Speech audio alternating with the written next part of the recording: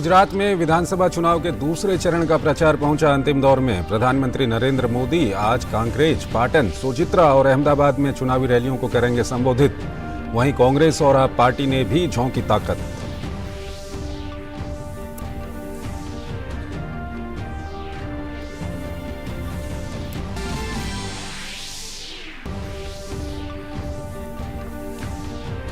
दिल्ली नगर निगम चुनाव प्रचार का आज अंतिम दिन। शाम 5 बजे थमेगा शोर। भाजपा, आप और कांग्रेस ने मतदाताओं को लुभाने में लगाई जी जान। सुप्रीम कोर्ट ने वैज्ञानिक नम्बी नारायण को झूठे जासूसी मामले में फंसाने के आरोपों के मामले में सीबीआई की अपील को स्वीकार करते हुए केरल हाईकोर्ट के आदेश पर लगाई रोक। केरल हाईकोर्ट ने इस मामले में 4 आरोपियों को दी थी अग्रिम जमानत। अमेरिका ने की आतंकवाद पर बड़ी कार्रवाई। अलकायदा और तहरीके तालिबान पाकिस्तान के 4 आतंकियों को किया वैश्विक आतंकवादी घोषित।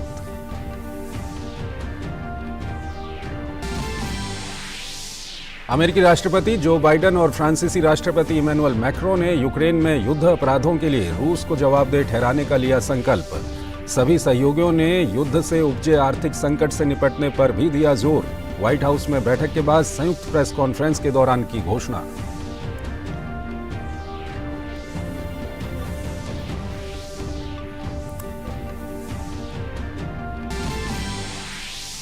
फीफा विश्व कप में आज ग्रुप एच में पुर्तगाल का सामना दक्षिण कोरिया से होगा, जबकि उरुग्वे की भिड़ंत घाना से होगी। वहीं ग्रुप जी के अपने अंतिम मुकाबले में ब्राजील की टीम कैमरून से मुकाबला करेगी और स्विट्जरलैंड का सामना सर्बिया से होगा।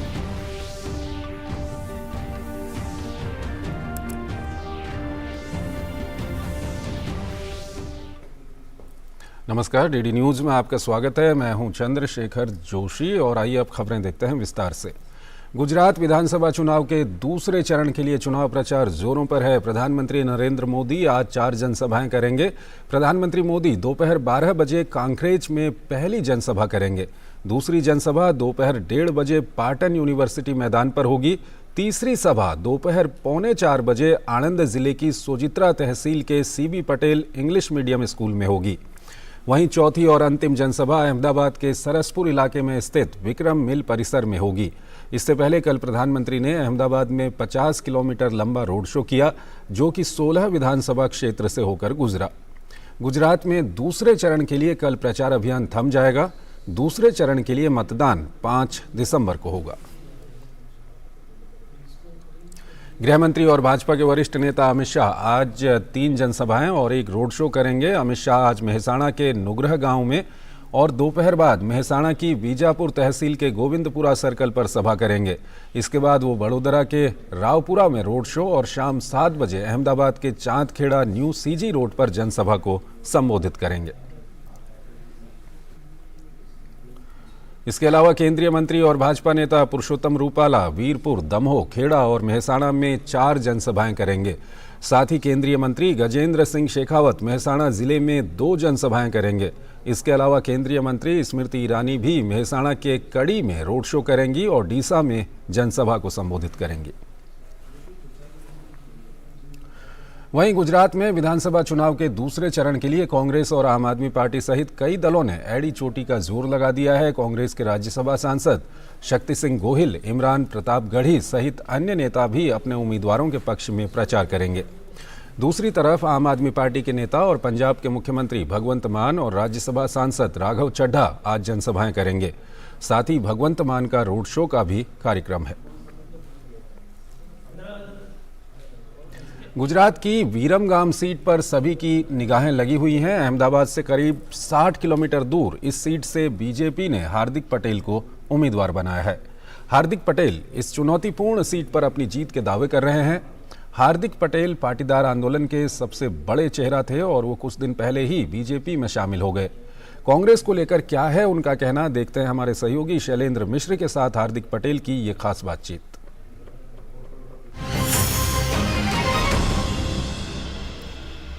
हार्दिक बहुत चर्चित चेहरे हैं, बीजेपी से चुनाव लड़ रहे हैं। वीरमगांव से उनसे बात करेंगे। हार्दिक, बहुत कठिन सीट है, क्या कहना?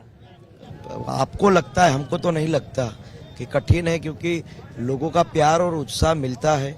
हम भी लोगों से बात उसी प्यार और उत्साह के साथ करते हैं और विरमगाम को एक विजनेबल पॉलिटिक्स करनी है, विरमगाम को जिला बनाना है, विरमगाम में विकास करना है, तो कोई कठिन रास्ता नहीं होता। अगर आपके साथ लोगों का प्यार मिले तो उस रास्ते भी सरल हो जाता है। जीते आप तो सबसे बड़ी प्राथमिकता क्या होगी विरमगाम को लेकर, वो थोड़ा सा बताएं चूंकि जनता जानना चाहती है। विरमगाम को जिला बनाया जाए, विरमगांव को सुंदर अच्छी जो व्यवस्था है, स्पोर्ट्स कॉम्प्लेक्स है, अच्छी कॉलेज है, अच्छे अस्पताल है, वो दिए जाए, उसके लिए काम करेंगे। कांग्रेस पार्टी पर क्या कहना है? उनके बड़े नेता प्रचार के लिए बहुत कम आ रहे हैं। सिर्फ राहुल गांधी देखिए बहुत कम चुनाव प्रचार किया, मल्लिकार्जुन खड़गे भी बहुत कम चुनाव प्रचार करते। तो इस बार कांग्रेस वैसे लड़ते नहीं दिखाई दे रही, क्योंकि कांग्रेस को भी आप जानते हैं। आखिर क्या वजह आप मानते हैं? कांग्रेस के पास गुजरात के लिए विजन नहीं है। कांग्रेस के पास गुजरात कैसा होना चाहिए उसकी कोई चर्चा नहीं है।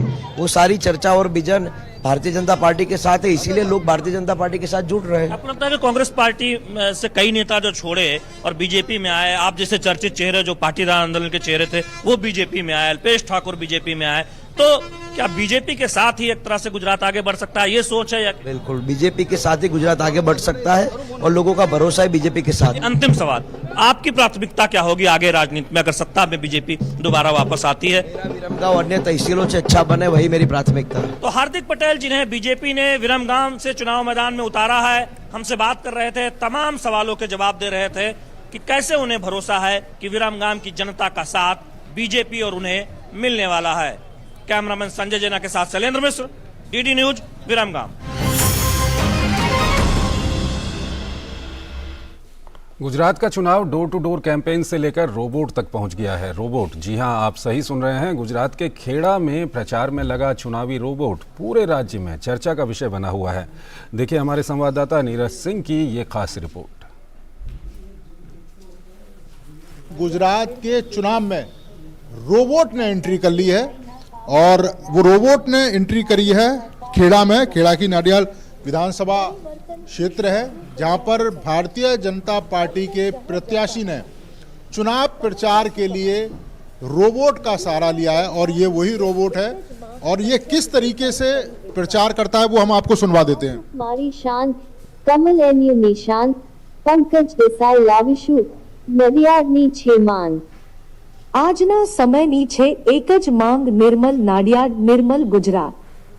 आहो पंकज देसाई। तो ये आपने देखा कि अत्याधुनिक कह सकते हैं कि तकनीक का जो प्रयोग है वो अब उम्मीदवार चुनावों में भी करने लगे हैं और हमारे साथ इस रोबोट को जो ऑपरेट करते हैं वो मौजूद हैं।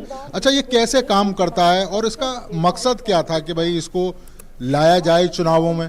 हमारे मुख्यमंत्री श्री नरेंद्र भाई मोदी जब प्रधानमंत्री बने तब से उन्होंने डिजिटल कैंपेन का और डिजिटल इंडिया का सबसे वो प्रभाव रखा था।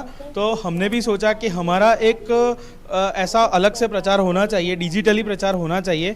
इसके लिए हमने ये रोबोट का यहाँ पे वो यूज़ किया है। इसमें हम हमारे जो विधायक जी है उनके जो काम है वो भी इसमें हमने प्रीफिट किए हुए हैं, साउंड सिस्टम में वो भी बजते हैं। इसमें साथ हमने एक स्क्रीन रखा हुआ है, वो स्क्रीन में हम यहाँ पे मूवी बताते हैं जो जितने काम किए हुए हैं मिस्टर पंकज भाई देसाई ने, वो हम इसमें बताते हैं।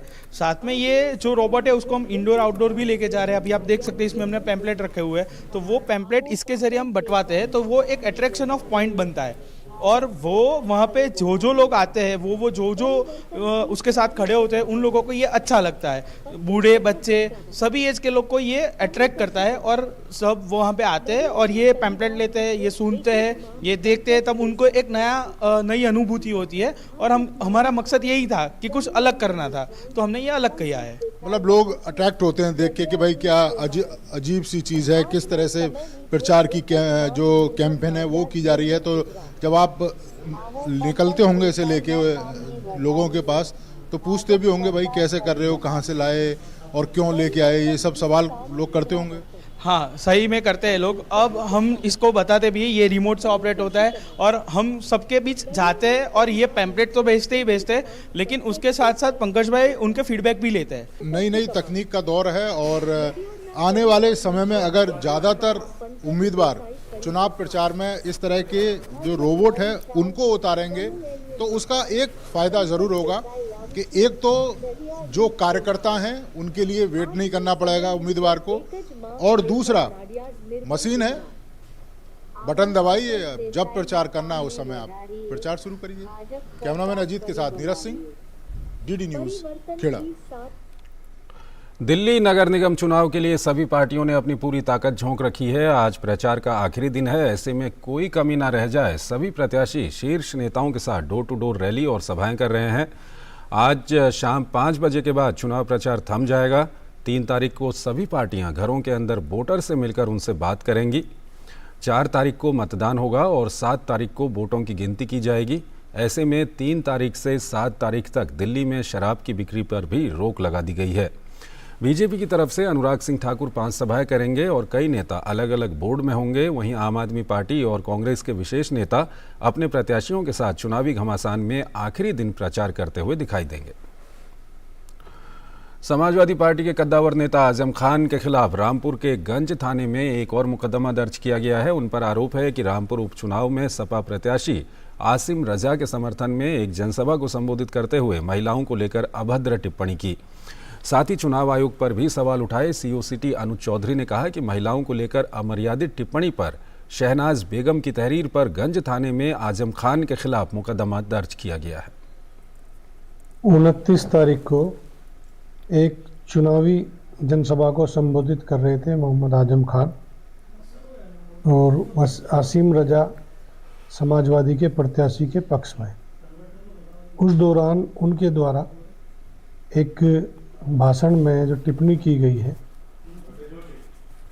उसको लेकर कुछ लोगों में आक्रोश था, कुछ महिलाओं में। वो लोग सब थाने पर आए और उन्होंने ऑडियो और एक तहरीर जो कि थाने पर आकर दी। शहनाज नाम की महिला ने एक तहरीर दी, उस पर जो है आगे की कार्रवाई की जा रही है।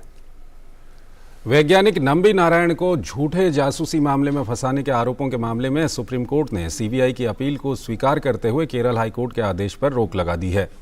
केरल हाईकोर्ट ने इस मामले में 4 आरोपियों की अग्रिम जमानत दी थी। सुप्रीम कोर्ट ने केरल हाईकोर्ट को 4 हफ्ते में नए सिरे से जमानत अर्जी पर फैसला लेने को कहा। अभी 5 हफ्ते तक आरोपियों की गिरफ्तारी नहीं होगी। लुधियाना कोर्ट धमाके मामले में जांच कर रही राष्ट्रीय जांच एजेंसी को बड़ी कामयाबी मिली है। एनआईए ने फरार चल रहे आतंकवादी हरप्रीत सिंह उर्फ हनी को कल गुरुवार को मलेशिया की राजधानी कुआलालंपुर से आने पर गिरफ्तार कर लिया है। एनआईए ने उसकी गिरफ्तारी नई दिल्ली के इंदिरा गांधी इंटरनेशनल एयरपोर्ट से की। वो मलेशिया की फ्लाइट से भारत लौटा था। एनआईए का कहना है कि पाकिस्तान स्थित इंटरनेशनल सिख यूथ फेडरेशन का प्रमुख हरप्रीत सिंह लखबीर सिंह रोडे का करीबी है और पिछले साल दिसंबर में लुधियाना कोर्ट में बम ब्लास्ट के साजिशकर्ताओं में से एक था। इस धमाके में एक शख्स की मौत हो गई थी जबकि 6 लोग घायल हुए थे। लखबीर सिंह रोडे के इशारे पर काम करते हुए हैप्पी ने कस्टम मेड आईईडी की डिलीवरी की थी। इसे पाकिस्तान से भारत भेजा गया था। इसी का उपयोग लुधियाना कोर्ट कॉम्प्लेक्स के विस्फोट में किया गया था। इससे पहले एनआईए ने हरप्रीत सिंह उर्फ हैप्पी को मलेशिया पर 10 लाख रुपये का इनाम भी घोषित किया था, जिसके खिलाफ विशेष एनआईए अदालत की ओर से गैर जमानती वारंट जारी किया गया था और एलओसी खोली गई थी। मामले में आगे की जांच की जा रही है। राष्ट्रीय डोपिंग रोधी एजेंसी नाडा दिव्यांग एथलीटों के बीच जागरूकता बढ़ाने के लिए आज समावेशन संगोष्ठी का आयोजन करेगी। खेल विभाग में सचिव सुजाता चतुर्वेदी, संयुक्त राष्ट्र के रेजिडेंट कोऑर्डिनेटर शोम्बी शार्प और विश्व डोपिंग रोधी एजेंसी के एशिया ओशिनिया क्षेत्रीय कार्यालय प्रबंधक केनी ली संगोष्ठी को संबोधित करेंगे। नाडा ने दिव्यांग एथलीटों के लिए डोपिंग रोधी शिक्षा और जागरूकता पर व्यापक मॉड्यूल विकसित किया है। भारत बायोटेक की कोरोना से लड़ने वाली दुनिया की पहली इंट्रानेशनल वैक्सीन को केंद्रीय औषधि मानक नियंत्रण संगठन की मंजूरी मिल गई है। 18 वर्ष और उससे अधिक उम्र के लोगों के लिए प्रतिबंधित उपयोग यानी हेटेरोलॉगस बूस्टर के लिए मंजूरी मिली है। हेटेरोलॉगस बूस्टर यानी कि कोई भी व्यक्ति जो कोविशील्ड या कोवैक्सीन डोज के तौर पर ले चुका हो तो उसे भी ये विशेष इंट्रानेशनल वैक्सीन बूस्टर डोज के तौर पर लगाई जा सकती है। केंद्रीय मंत्री डॉक्टर जितेंद्र सिंह ने दिल्ली में जैव प्रौद्योगिकी विभाग के अंतर्गत स्वायत्त संस्थानों की समितियों की बैठक की अध्यक्षता करते हुए ये जानकारी दी। मंत्री ने बताया कि इस वैक्सीन के लिए उत्पाद विकास और क्लिनिकल परीक्षणों का खर्च कोविड सुरक्षा मिशन के अंतर्गत जैव प्रौद्योगिकी विभाग और जैव प्रौद्योगिकी उद्योग अनुसंधान सहायता परिषद ने वहन किया। वाराणसी एयरपोर्ट में पैसेंजर की एंट्री का तरीका हाईटेक हो गया है। इस हाईटेक सर्विस के तहत यात्रियों का चेहरा ही उनका बोर्डिंग पास है। इससे यात्रियों को बार बार डॉक्यूमेंट्स दिखाने और चेकिंग कराने के झंझट से राहत मिल गई है। इस नई डीजी यात्रा सेवा को लेकर वाराणसी एयरपोर्ट पर अधिकारियों और यात्रियों से बात की हमारे संवाददाता हरिकेश बहादुर सिंह गौतम ने। डीजी यात्रा की शुरुआत हो गई है और पहली यात्री हैं ये वाराणसी एयरपोर्ट पर। आपने फीता काटा, फिर आपका वेलकम किया गया, कैसा महसूस हो रहा है? बहुत अच्छा दिन गया मेरा। मेरे दिन की शुरुआत बहुत अच्छी हुई है एंड आई होप कि मेरी पूरी फ्लाइट बहुत अच्छी होगी आज की। क्या नाम है आपका और कहाँ की यात्रा पे हैं आप? My name is doctor Sucheta Sharma और मैं फ़िलहाल दिल्ली जा रही हूँ। चलिए, आपको ढेर सारी शुभकामनाएं इस डीजी यात्रा के लिए, क्योंकि पहली यात्री हैं आप। दूसरी यात्री हैं, ये भी महिला हैं।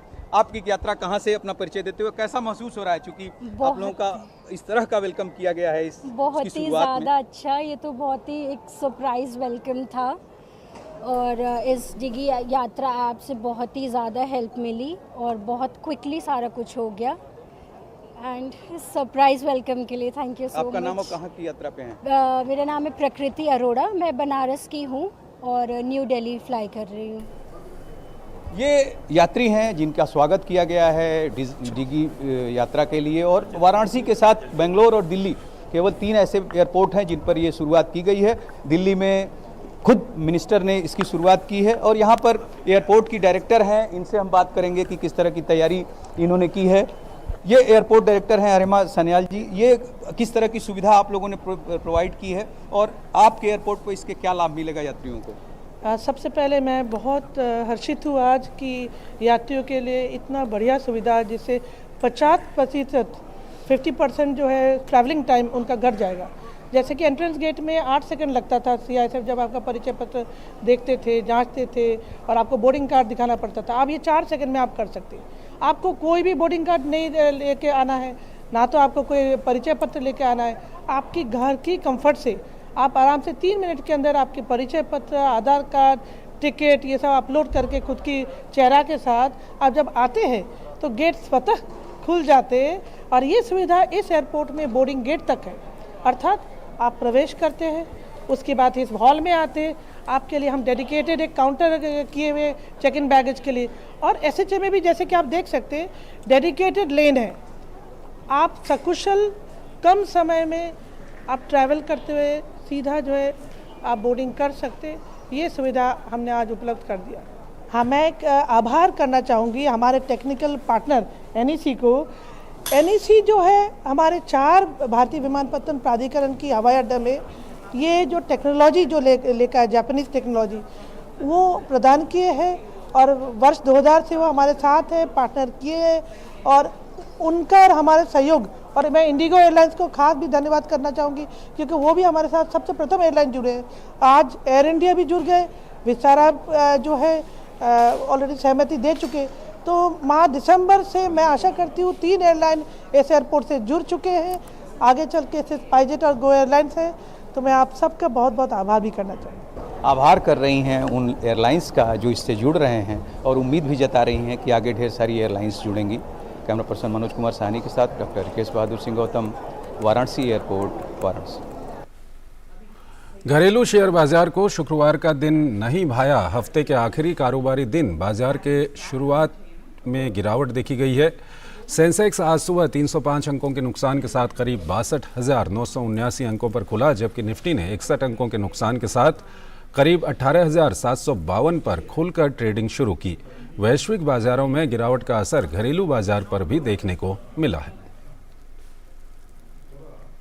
भारत ने संयुक्त राष्ट्र सुरक्षा परिषद की अध्यक्षता अगले 1 महीने के लिए संभाल ली है, जिसमें भारत की पहली प्राथमिकता आतंकवाद से मुकाबला करना और बहुपक्षवाद को बढ़ावा देना होगा। इस मौके पर UN में भारत के स्थायी राजदूत रुचिरा कंबोज ने बताया कि भारत किन मुद्दों पर आगे बढ़ना चाहता है। उन्होंने कहा कि विदेश मंत्री डॉक्टर S जयशंकर बहुपक्षवाद पर खुली बहस वाले सत्र की अध्यक्षता करेंगे। The External Affairs Minister of India, Dr. S. Jaishankar, will chair an open debate of the Security Council on 14th December, which we hope will encourage member states to exchange ideas on key issues, specifically how to inject new life into multilateralism in order to ensure that the tools we have today are adequate to address the challenges of the future. Then, on 15th December, the External Affairs Minister will chair a briefing of the Security Council on a global counter-terrorism approach, specifically an exchange of views on the principles and the way forward. America ने आतंकवाद पर कड़ा प्रहार करते हुए al Qaeda और तहरीक-ए-तालिबान पाकिस्तान के 4 आतंकियों को वैश्विक आतंकवादी घोषित किया है। अमेरिका ने एक बयान में कहा कि अलकायदा और तहरीक-ए-तालिबान पाकिस्तान सहित अफगानिस्तान में सक्रिय आतंकवादी समूहों द्वारा उत्पन्न खतरे का मुकाबला करने के लिए वो प्रतिबद्ध हैं। अमेरिकी विदेश मंत्री एंटनी ब्लिंकन ने एक बयान में कहा, ये सुनिश्चित करने के लिए अथक प्रयास जारी हैं कि अफगानिस्तान को अंतर्राष्ट्रीय आतंकवाद के मंच के रूप में इस्तेमाल न किया जाए। घोषित आतंकवादियों की सूची में ओसामा महमूद, आतिफ याहिया गौरी, मोहम्मद मारूफस और कारी अमजद का नाम शामिल है। रूस और यूक्रेन के बीच संघर्ष 9 महीने से ज्यादा समय से जारी है। इस बीच अमेरिकी राष्ट्रपति जो बाइडेन और फ्रांसीसी राष्ट्रपति इमैनुअल मैक्रों ने यूक्रेन में युद्ध अपराधों के लिए रूस को जवाबदेह ठहराने का संकल्प लिया है। जो बाइडेन और इमैनुअल मैक्रों ने यूक्रेन में व्यापक रूप से प्रलेखित अत्याचारों और युद्ध अपराधों के लिए रूस को जवाबदेह ठहराने का संकल्प लिया है। बैठक में सभी सहयोगियों ने युद्ध से उपजे आर्थिक संकट से निपटने पर भी जोर दिया। दोनों नेताओं ने गुरुवार को व्हाइट हाउस में इस मामले को लेकर बैठक के बाद एक संयुक्त प्रेस कॉन्फ्रेंस के दौरान इसकी घोषणा की। 2021 की शुरुआत में अमेरिकी राष्ट्रपति का पदभार संभालने के बाद बाइडेन मैक्रों की ये पहली अमेरिकी यात्रा की मेजबानी कर रहे हैं। अंतर्राष्ट्रीय मुद्रा कोष की प्रबंध निदेशक क्रिस्टलिना जॉर्जीवा ने कहा है कि यूक्रेन में युद्ध काफ़ी आगे बढ़ गया है और ये वैश्विक अर्थव्यवस्था को प्रभावित कर रहा है। उन्होंने बताया कि यूक्रेन रूस संघर्ष और यूरोप, चीन और संयुक्त राज्य अमेरिका में एक साथ मंदी के कारण वैश्विक विकास दर अगले साल 2% से नीचे गिरने की संभावना बढ़ रही थी। क्रिस्टलिना जॉर्जीवा ने रॉयटर्स नेक्स्ट सम्मेलन में कहा कि ये विशेष रूप से चीन में मंदी के बारे में चिंतित हैं, क्योंकि दुनिया की दूसरी सबसे बड़ी अर्थव्यवस्था वैश्विक विकास का एक मजबूत इंजन रही है। कतर विश्व कप में आज होने वाले मुकाबले में ग्रुप एच में पुर्तगाल का सामना दक्षिण कोरिया से होगा। स्टार खिलाड़ी क्रिस्टियानो रोनाल्डो की टीम पुर्तगाल अंक तालिका में 2 मैच जीतकर पहले स्थान पर है, वहीं दक्षिण कोरिया 1 ड्रॉ के साथ तीसरे स्थान पर है।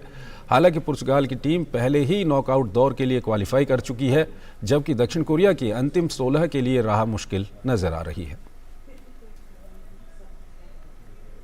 वहीं ग्रुप एच के एक अन्य मुकाबले में उरुग्वे का सामना घाना से होगा। अंक तालिका में घाना की टीम 1 जीत के साथ दूसरे स्थान पर है। वहीं उरुग्वे इस प्रतियोगिता में अब तक एक भी जीत दर्ज नहीं कर पाई है। घाना को नॉकआउट दौर में पहुंचने के लिए 1 जीत या ड्रॉ की जरूरत है, जबकि चौथे स्थान पर काबिज उरुग्वे की अंतिम 16 की संभावनाएं कम है। फीफा विश्व कप के ग्रुप जी में आज देर रात होने वाले मुकाबले में ब्राजील की भिड़ंत कैमरून से होगी। ग्रुप में टॉप पर काबिज ब्राजील नॉकआउट दौर में प्रवेश कर चुकी है, जबकि कैमरून को अंतिम 16 में जगह बनाने के लिए इस मैच में हर हाल में जीत दर्ज करनी होगी।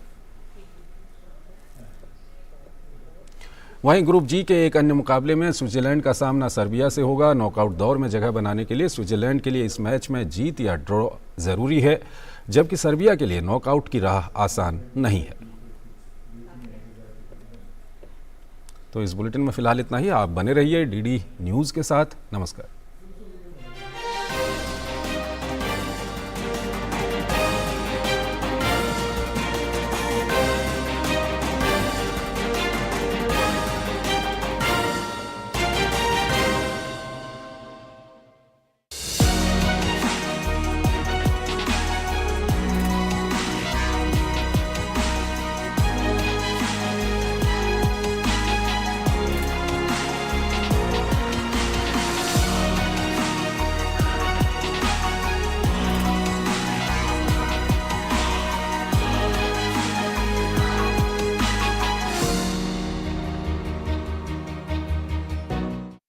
पाठक नाम का एक डकैत छुपकर हमारे सिपाहियों को परेशान कर रहा है। हम भी छुपकर अपने शत्रुओं पर आक्रमण करेंगे, ठीक सुंदरवन के बाघ के समान। जिस प्रकार देवी काली ने चंडमुंड जैसे शक्तिशाली राक्षसों का संहार किया था, उसी प्रकार हमारी प्रफुल्ल देवी देश के शत्रुओं का संहार करने के लिए इस महासंग्राम में कूद पड़ी है। इसलिए आज मैं प्रफुल्ल को एक नया नाम देना चाहता हूँ, देवी देवी चौधरानी।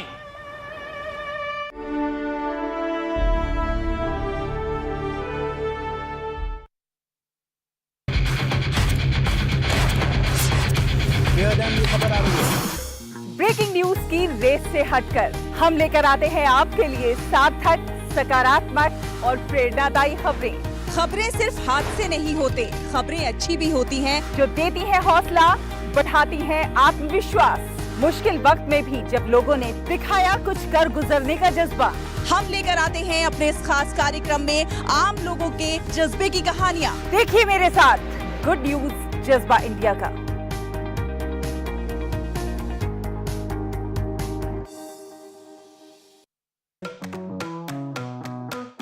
आप मिलेंगे फूड प्रोसेसिंग इंडस्ट्री के 2 स्टार्टअप चैंपियन से। ये हैं ऑडियो यूनिरैप और आर्बोरियल। पेपर से कोई भी ऐसा पदार्थ खाने में नहीं जाएगा जैसे एल्यूमिनियम फाइल से जा सकता है। हमारा जो मकसद है वो है चीनी को हमारे खाने से कम करना जी, और उसका जो जरिया है वो है स्टीविया। सिर्फ इंडिया नहीं, ग्लोबली 30,000 से ज्यादा फूड एंड बेवरेज प्रोडक्ट्स ऐसे हैं जिसमें स्टीविया का इस्तेमाल हो रहा है।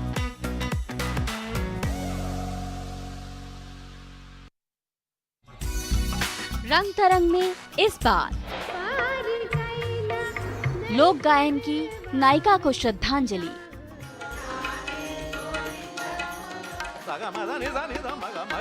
डॉक्टर उमा शर्मा की कला यात्रा।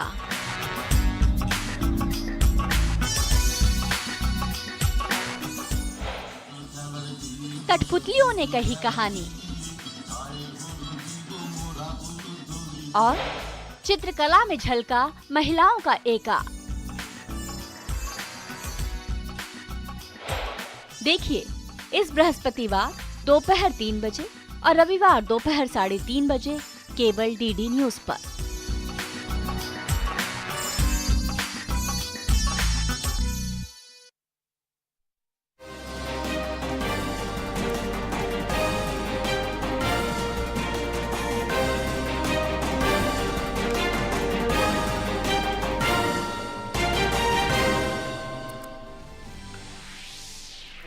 गुजरात में विधानसभा चुनाव के दूसरे चरण का प्रचार पहुंचा अंतिम दौर में। प्रधानमंत्री नरेंद्र मोदी आज कांकरेज, पाटन, सोजित्रा और अहमदाबाद में चुनावी रैलियों को करेंगे संबोधित।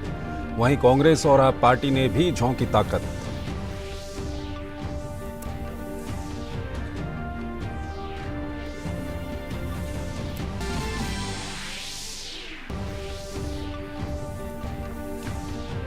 दिल्ली नगर निगम चुनाव प्रचार का आज अंतिम दिन। शाम 5 बजे थमेगा शोर। भाजपा, आप और कांग्रेस ने मतदाताओं को लुभाने में लगाई जी जान। सुप्रीम कोर्ट ने वैज्ञानिक नम्बी नारायण को झूठे जासूसी मामले में फंसाने के आरोपों के मामले में सीबीआई की अपील को स्वीकार करते हुए केरल हाईकोर्ट के आदेश पर लगाई रोक। केरल हाईकोर्ट ने इस मामले में 4 आरोपियों को दी थी अग्रिम जमानत। अमेरिका ने की आतंकवाद पर बड़ी कार्रवाई। अलकायदा और तहरीके तालिबान पाकिस्तान के 4 आतंकियों को किया वैश्विक आतंकवादी घोषित।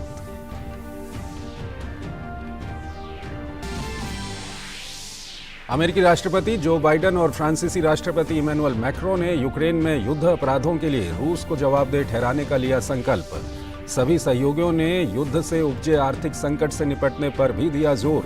व्हाइट हाउस में बैठक के बाद संयुक्त प्रेस कॉन्फ्रेंस के दौरान की घोषणा।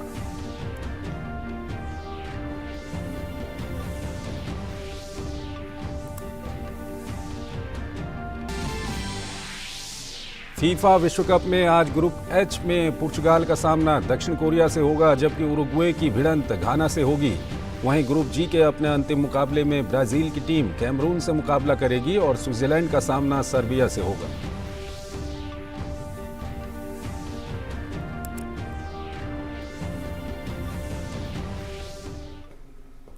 नमस्कार, डीडी न्यूज में आपका स्वागत है। मैं हूं चंद्रशेखर जोशी और आइए अब खबरें देखते हैं विस्तार से। गुजरात विधानसभा चुनाव के दूसरे चरण के लिए चुनाव प्रचार जोरों पर है। प्रधानमंत्री नरेंद्र मोदी आज 4 जनसभाएं करेंगे। प्रधानमंत्री मोदी दोपहर 12 बजे कांकरेज में पहली जनसभा करेंगे। दूसरी जनसभा दोपहर 1:30 बजे पाटन यूनिवर्सिटी मैदान पर होगी। तीसरी सभा दोपहर 3:45 बजे आणंद जिले की सोजित्रा तहसील के CB Patel English medium school में होगी। वहीं चौथी और अंतिम जनसभा अहमदाबाद के सरसपुर इलाके में स्थित विक्रम मिल परिसर में होगी। इससे पहले कल प्रधानमंत्री ने अहमदाबाद में 50 किलोमीटर लंबा रोड शो किया, जो कि 16 विधानसभा क्षेत्र से होकर गुजरा। गुजरात में दूसरे चरण के लिए कल प्रचार अभियान थम जाएगा। दूसरे चरण के लिए मतदान 5 दिसंबर को होगा। गृह मंत्री और भाजपा के वरिष्ठ नेता अमित शाह आज 3 जनसभाएं और एक रोड शो करेंगे। अमित शाह आज मेहसाणा के नुग्रह गांव में और दोपहर बाद मेहसाणा की बीजापुर तहसील के गोविंदपुरा सर्कल पर सभा करेंगे।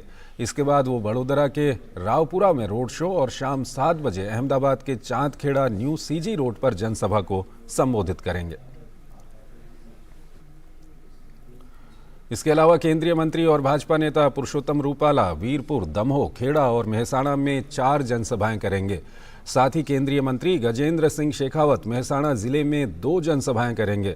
इसके अलावा केंद्रीय मंत्री स्मृति ईरानी भी मेहसाणा के कड़ी में रोड शो करेंगी और डीसा में जनसभा को संबोधित करेंगी।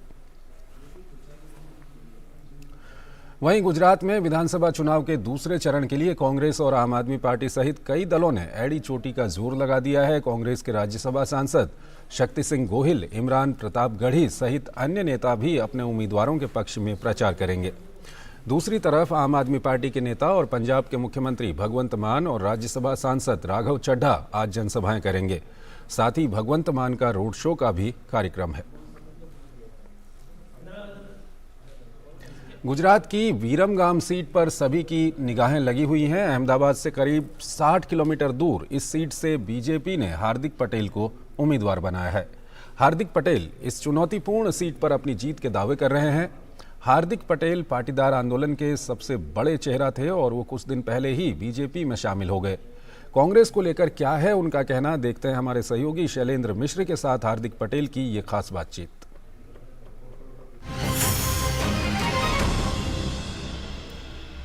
हार्दिक बहुत चर्चित चेहरे हैं, बीजेपी से चुनाव लड़ रहे हैं, वीरमगांव से उनसे बात करेंगे। हार्दिक, बहुत कठिन सीट है, क्या कहना?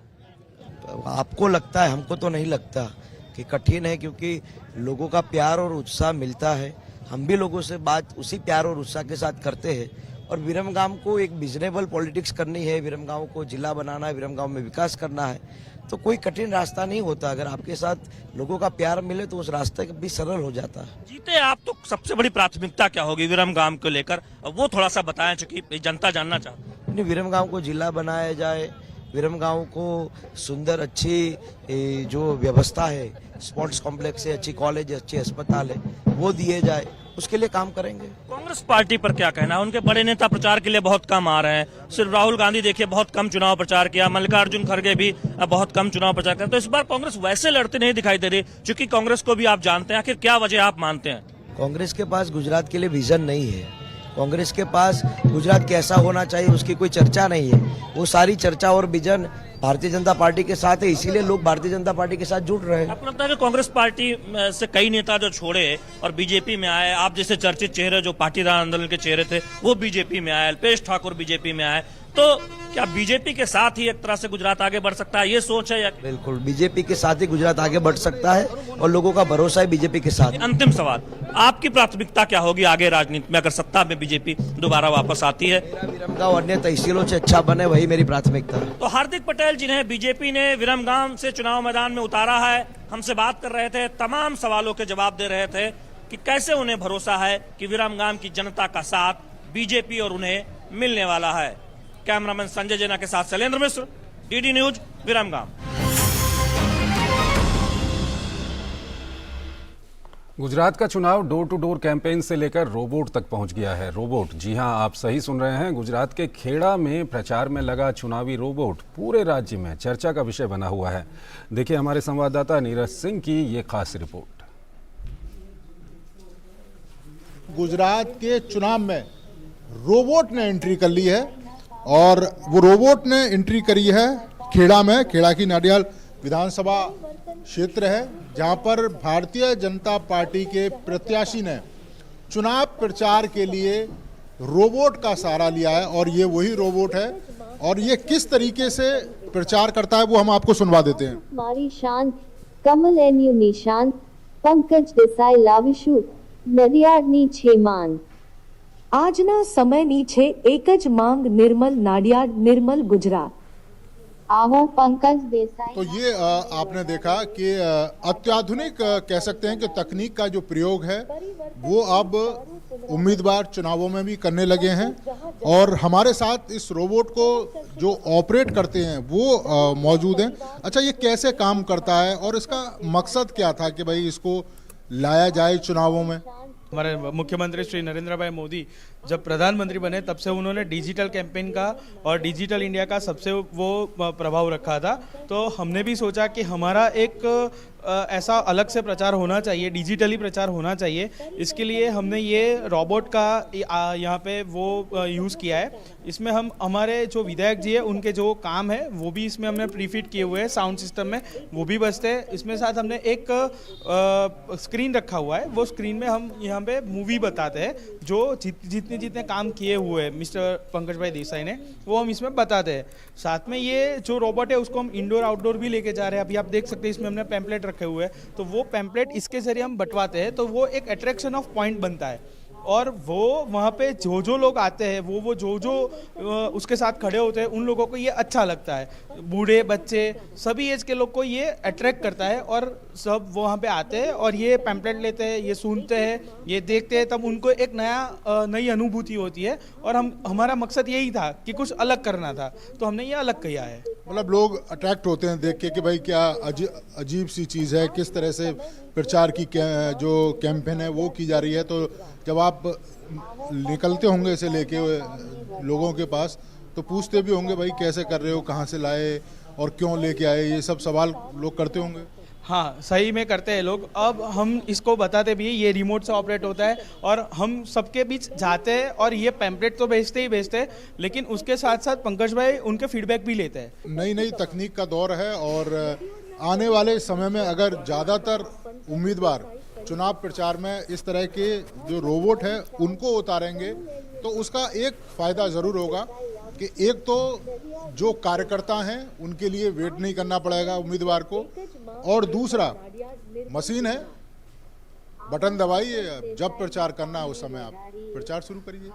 कैमरामैन अजीत के साथ नीरज सिंह, डीडी न्यूज़, खेड़ा। दिल्ली नगर निगम चुनाव के लिए सभी पार्टियों ने अपनी पूरी ताकत झोंक रखी है। आज प्रचार का आखिरी दिन है, ऐसे में कोई कमी ना रह जाए। सभी प्रत्याशी शीर्ष नेताओं के साथ डोर टू डोर रैली और सभाएं कर रहे हैं। आज शाम 5 बजे के बाद चुनाव प्रचार थम जाएगा। 3 तारीख को सभी पार्टियां घरों के अंदर वोटर से मिलकर उनसे बात करेंगी। 4 तारीख को मतदान होगा और 7 तारीख को वोटों की गिनती की जाएगी।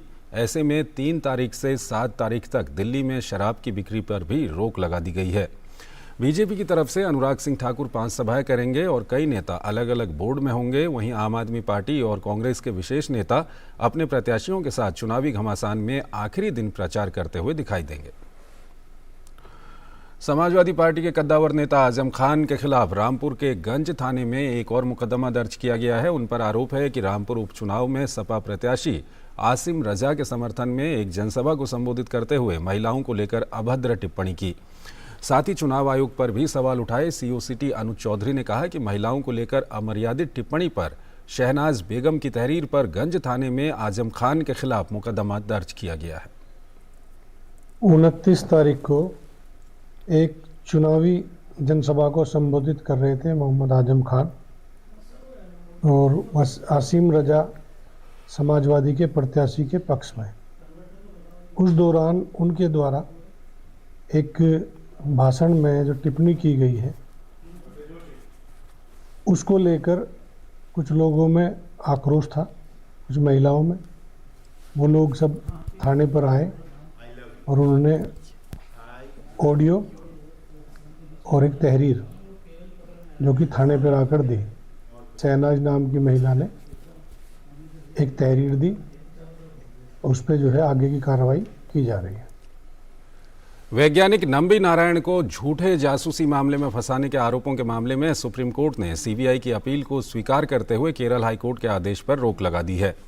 केरल हाईकोर्ट ने इस मामले में 4 आरोपियों की अग्रिम जमानत दी थी। सुप्रीम कोर्ट ने केरल हाईकोर्ट को 4 हफ्ते में नए सिरे से जमानत अर्जी पर फैसला लेने को कहा। अभी 5 हफ्ते तक आरोपियों की गिरफ्तारी नहीं होगी।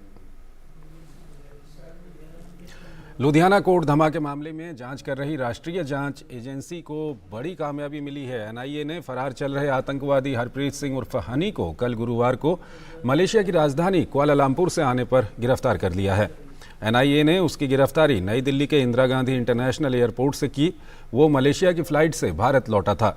एनआईए का कहना है कि पाकिस्तान स्थित इंटरनेशनल सिख यूथ फेडरेशन का प्रमुख हरप्रीत सिंह लखबीर सिंह रोडे का करीबी है और पिछले साल दिसंबर में लुधियाना कोर्ट में बम ब्लास्ट के साजिशकर्ताओं में से एक था। इस धमाके में एक शख्स की मौत हो गई थी जबकि 6 लोग घायल हुए थे। लखबीर सिंह रोडे के इशारे पर काम करते हुए हैप्पी ने कस्टम मेड आईईडी की डिलीवरी की थी। इसे पाकिस्तान से भारत भेजा गया था।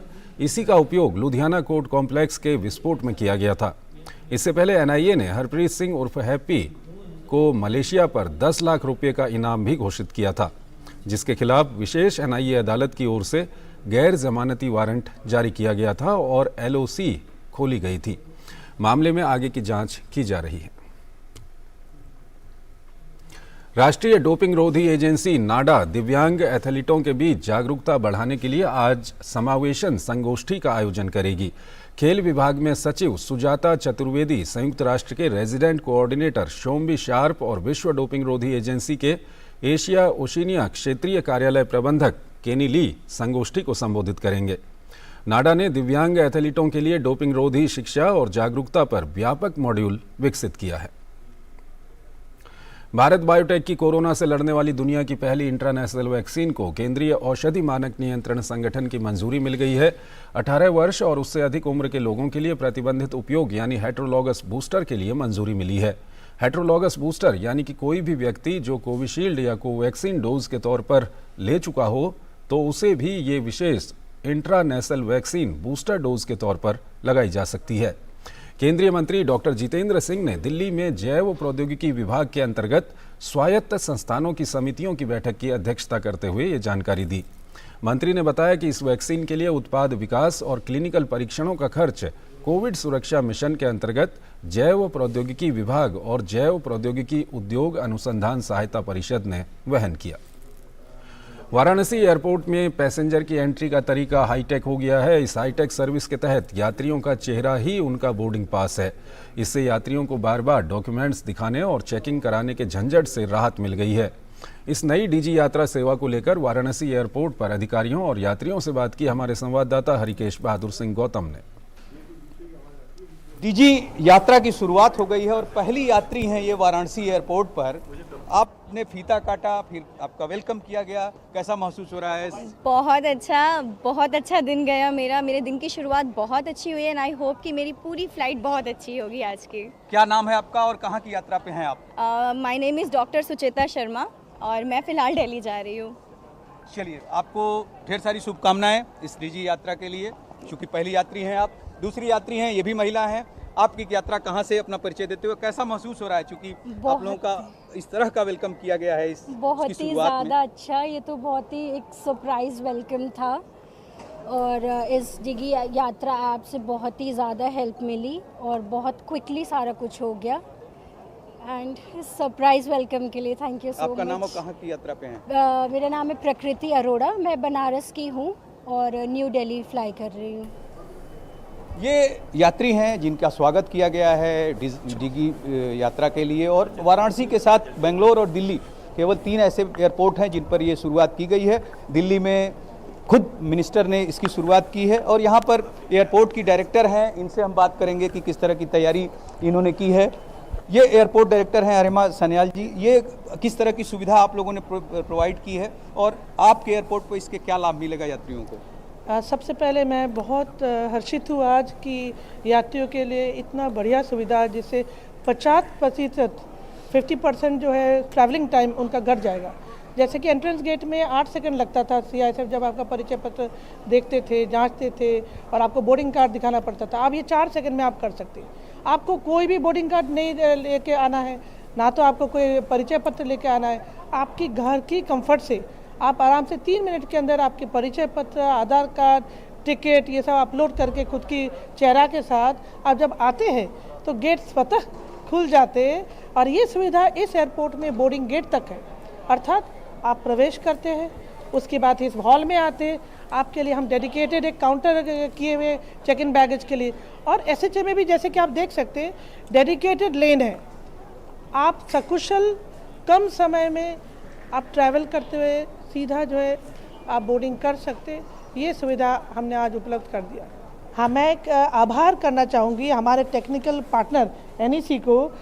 NEC जो है हमारे 4 भारतीय विमानपत्तन प्राधिकरण की हवाई अड्डे में ये जो टेक्नोलॉजी जो लेकर है, जापानीज टेक्नोलॉजी, वो प्रदान किए हैं और वर्ष 2000 से वो हमारे साथ है, पार्टनर किए हैं, और उनका और हमारे सहयोग, और मैं इंडिगो एयरलाइंस को खास भी धन्यवाद करना चाहूँगी क्योंकि वो भी हमारे साथ सबसे प्रथम एयरलाइन जुड़े हैं।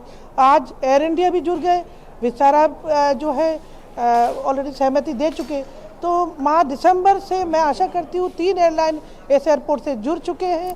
आगे चल के स्पाइसजेट और गो एयरलाइंस हैं, तो मैं आप सबका बहुत बहुत आभार भी करना चाहूँगी। आभार कर रही हैं उन एयरलाइंस का जो इससे जुड़ रहे हैं और उम्मीद भी जता रही हैं कि आगे ढेर सारी एयरलाइंस जुड़ेंगी। कैमरा पर्सन मनोज कुमार साहनी के साथ डॉक्टर रिकेश बहादुर सिंह गौतम, वाराणसी एयरपोर्ट, वाराणसी। घरेलू शेयर बाजार को शुक्रवार का दिन नहीं भाया। हफ्ते के आखिरी कारोबारी दिन बाजार के शुरुआत में गिरावट देखी गई है। सेंसेक्स आज सुबह 305 अंकों के नुकसान के साथ करीब 62,979 अंकों पर खुला, जबकि निफ्टी ने 61 अंकों के नुकसान के साथ करीब 18,752 पर खुलकर ट्रेडिंग शुरू की। वैश्विक बाजारों में गिरावट का असर घरेलू बाजार पर भी देखने को मिला है। भारत ने संयुक्त राष्ट्र सुरक्षा परिषद की अध्यक्षता अगले 1 महीने के लिए संभाल ली है, जिसमें भारत की पहली प्राथमिकता आतंकवाद से मुकाबला करना और बहुपक्षवाद को बढ़ावा देना होगा। इस मौके पर UN में भारत की स्थायी राजदूत रुचिरा कंबोज ने बताया कि भारत किन मुद्दों पर आगे बढ़ना चाहता है। उन्होंने कहा कि विदेश मंत्री डॉक्टर S जयशंकर बहुपक्षवाद पर खुली बहस वाले सत्र की अध्यक्षता करेंगे। The External Affairs Minister of India, Dr. S. Jaishankar, will chair an open debate of the Security Council on 14th December, which we hope will encourage member states to exchange ideas on key issues, specifically how to inject new life into multilateralism in order to ensure that the tools we have today are adequate to address the challenges of the future. Then on 15th December, the External Affairs Minister will chair a briefing of the Security Council on a global counter-terrorism approach, specifically an exchange of views on the principles and the way forward. America ने आतंकवाद पर कड़ा प्रहार करते हुए al Qaeda और तहरीक तालिबान पाकिस्तान के 4 आतंकियों को वैश्विक आतंकवादी घोषित किया है। अमेरिका ने एक बयान में कहा कि अलकायदा और तहरीक तालिबान पाकिस्तान सहित अफगानिस्तान में सक्रिय आतंकवादी समूहों द्वारा उत्पन्न खतरे का मुकाबला करने के लिए वो प्रतिबद्ध हैं। अमेरिकी विदेश मंत्री एंटनी ब्लिंकन ने एक बयान में कहा, ये सुनिश्चित करने के लिए अथक प्रयास जारी हैं कि अफगानिस्तान को अंतर्राष्ट्रीय आतंकवाद के मंच के रूप में इस्तेमाल न किया जाए। घोषित आतंकवादियों की सूची में ओसामा महमूद, आतिफ याहिया गौरी, मोहम्मद मारूफस और कारी अमजद का नाम शामिल है। रूस और यूक्रेन के बीच संघर्ष 9 महीने से ज्यादा समय से जारी है। इस बीच अमेरिकी राष्ट्रपति जो बाइडेन और फ्रांसीसी राष्ट्रपति इमैनुअल मैक्रों ने यूक्रेन में युद्ध अपराधों के लिए रूस को जवाबदेह ठहराने का संकल्प लिया है। जो बाइडेन और इमैनुअल मैक्रों ने यूक्रेन में व्यापक रूप से प्रलेखित अत्याचारों और युद्ध अपराधों के लिए रूस को जवाबदेह ठहराने का संकल्प लिया है। बैठक में सभी सहयोगियों ने युद्ध से उपजे आर्थिक संकट से निपटने पर भी जोर दिया। दोनों नेताओं ने गुरुवार को व्हाइट हाउस में इस मामले को लेकर बैठक के बाद एक संयुक्त प्रेस कॉन्फ्रेंस के दौरान इसकी घोषणा की। 2021 की शुरुआत में अमेरिकी राष्ट्रपति का पदभार संभालने के बाद बाइडेन मैक्रों की ये पहली अमेरिकी यात्रा की मेजबानी कर रहे हैं। अंतर्राष्ट्रीय मुद्रा कोष की प्रबंध निदेशक क्रिस्टलिना जॉर्जीवा ने कहा है कि यूक्रेन में युद्ध काफ़ी आगे बढ़ गया है और ये वैश्विक अर्थव्यवस्था को प्रभावित कर रहा है। उन्होंने बताया कि यूक्रेन रूस संघर्ष और यूरोप, चीन और संयुक्त राज्य अमेरिका में एक साथ मंदी के कारण वैश्विक विकास दर अगले साल 2% से नीचे गिरने की संभावना बढ़ रही थी। क्रिस्टलिना जॉर्जीवा ने रॉयटर्स नेक्स्ट सम्मेलन में कहा कि ये विशेष रूप से चीन में मंदी के बारे में चिंतित हैं, क्योंकि दुनिया की दूसरी सबसे बड़ी अर्थव्यवस्था वैश्विक विकास का एक मजबूत इंजन रही है। कतर विश्व कप में आज होने वाले मुकाबले में ग्रुप एच में पुर्तगाल का सामना दक्षिण कोरिया से होगा। स्टार खिलाड़ी क्रिस्टियानो रोनाल्डो की टीम पुर्तगाल अंक तालिका में 2 मैच जीतकर पहले स्थान पर है, वहीं दक्षिण कोरिया 1 ड्रॉ के साथ तीसरे स्थान पर है। हालांकि पुर्तगाल की टीम पहले ही नॉकआउट दौर के लिए क्वालिफाई कर चुकी है, जबकि दक्षिण कोरिया की अंतिम 16 के लिए राह मुश्किल नजर आ रही है। वहीं ग्रुप एच के एक अन्य मुकाबले में उरुग्वे का सामना घाना से होगा। अंक तालिका में घाना की टीम 1 जीत के साथ दूसरे स्थान पर है। वहीं उरुग्वे इस प्रतियोगिता में अब तक एक भी जीत दर्ज नहीं कर पाई है। घाना को नॉकआउट दौर में पहुंचने के लिए 1 जीत या ड्रॉ की जरूरत है, जबकि चौथे स्थान पर काबिज उरुग्वे की अंतिम 16 की संभावनाएं कम है। फीफा विश्व कप के ग्रुप जी में आज देर रात होने वाले मुकाबले में ब्राजील की भिड़ंत कैमरून से होगी। ग्रुप में टॉप पर काबिज ब्राजील नॉकआउट दौर में प्रवेश कर चुकी है, जबकि कैमरून को अंतिम 16 में जगह बनाने के लिए इस मैच में हर हाल में जीत दर्ज करनी होगी। वहीं ग्रुप जी के एक अन्य मुकाबले में स्विट्जरलैंड का सामना सर्बिया से होगा। नॉकआउट दौर में जगह बनाने के लिए स्विट्जरलैंड के लिए इस मैच में जीत या ड्रॉ जरूरी है, जबकि सर्बिया के लिए नॉकआउट की राह आसान नहीं है। तो इस बुलेटिन में फिलहाल इतना ही। आप बने रहिए डीडी न्यूज़ के साथ। नमस्कार।